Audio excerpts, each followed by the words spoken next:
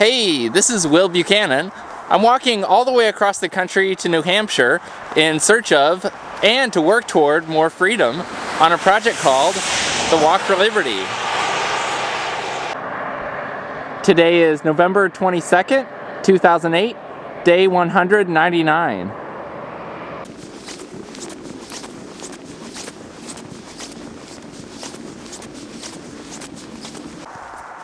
Yesterday, I got detained by police for the second time on the Walk for Liberty. Unlike my last detainment by the cops, back in Whiting, Indiana, which I described in the Day 163 video, this time I was able to get some significant audio recorded of the encounter. I didn't start recording right at the beginning, and I ran out of space before the encounter was completely over, but I did capture most of the important parts. I had been minding my own business, walking through downtown Seneca Falls, New York, when out of the corner of my eye, I noticed a cop pull up on a side street. And I was thinking, oh great, not this again. After I took a couple more steps, he yelled, "Hey, come over here!" For a moment, I considered acting like I wasn't paying attention and having him chase me down, but I didn't really feel like doing that. He went through the usual rigmarole of asking me what I was doing, asking to see my ID, which, by the way, I wasn't carrying, although I did give him a business card and told him to check out my videos, and asking for my address. At least he wasn't as idiotic as the Whiting, Indiana police, saying things like, "What? You don't carry ID? What if you get hit by a bus?" Or, "What? You don't have an address? You're homeless?" Or, "What? You walked all the way from Hawaii?" For the most part, I wasn't in the mood to challenge him and gave him the information that he wanted, since our RV had broken down earlier in the day and I had just learned that it would be stuck there at the repair shop for the weekend. When he asked me for my birth date, though, I did decide to question him and asked, "Am I free to go, officer? Am I being detained?" Up until then, his temperament had been pretty even. At the first question from me, though, he got much more firm and said, "Yes, you are being detained. Now, what's your birth date?" After I gave it to him, he called in to have a warrant search run on me. While we were waiting, he explained how at least one paranoid person had called in a panic, saying there was a suspicious white male filming things around town. It struck me that the cop seemed to be trying to justify to me why he was having to do this to me, saying things like, "I'm just doing my job," and "The world changed after 9/11. He also said, people get very uncomfortable when they see somebody out filming themselves or their business wearing a yellow vest. They want to know why that's going on, so then they call us in a panic. For most of the time, I was saying things like, yeah, sure, I understand. At one point, I said, "I know, but I wasn't doing anything wrong." And then he actually admitted that I wasn't indeed doing anything wrong. So if I wasn't doing anything wrong, why then was he detaining me under threat of violence? It seems he has some sort of quote-unquote obligation to investigate any complaint that a person has, and to detain the subject in question under threat of violence. And if you're wondering where the violence comes in, if I hadn't fully cooperated with him, he almost certainly would have thrown the cuffs on me and arrested me. And if I tried to go my own way, like the free person I am, he would have certainly used violence.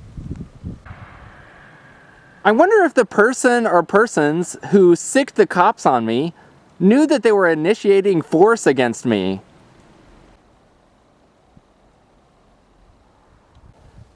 The cop had said that the person or persons who called were feeling very uncomfortable and wanted to know why I was filming.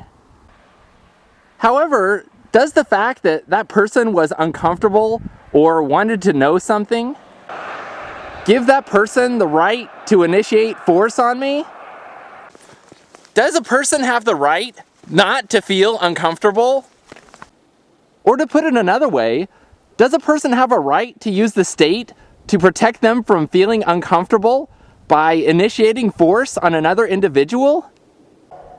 If I had initiated force on someone, say by punching them or pulling a knife on them, then they certainly have the right to respond with force to protect themselves.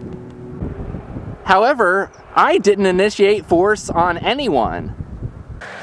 I was simply minding my own business, walking down public streets and sidewalks, and filming things.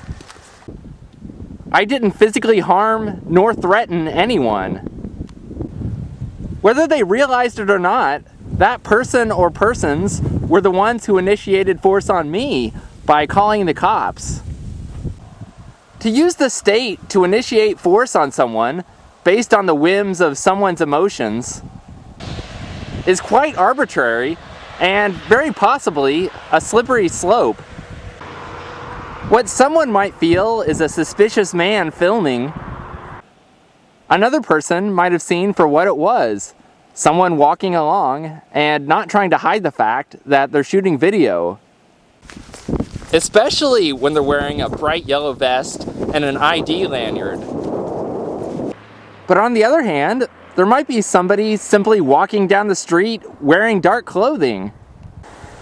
Some people might not even give him a second look. But others might think, what is he doing? Why is he wearing dark clothing? I thought it interesting that the cop brought up 9/11. Since the state certainly has an interest in making people paranoid and thinking that everyone around the next corner is a terrorist.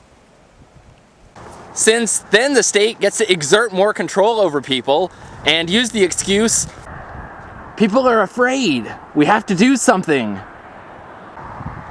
The bottom line is, people don't have the right to initiate force on others. So they certainly don't have the right to use the state to initiate force on someone else. Just because they personally are feeling uncomfortable. We are taught to believe in the Constitution, the rule of law.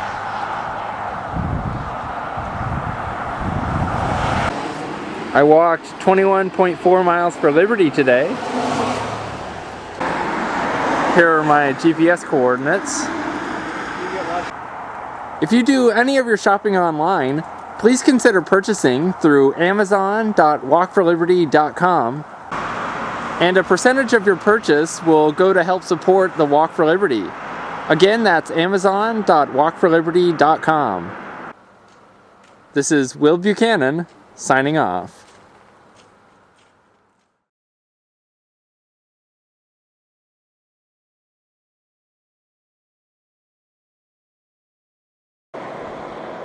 I've seen state speed limits and village speed limits, but what the heck is an area defined as? Here's somebody who apparently doesn't want people to be in charge of their own lives, at least to a certain extent.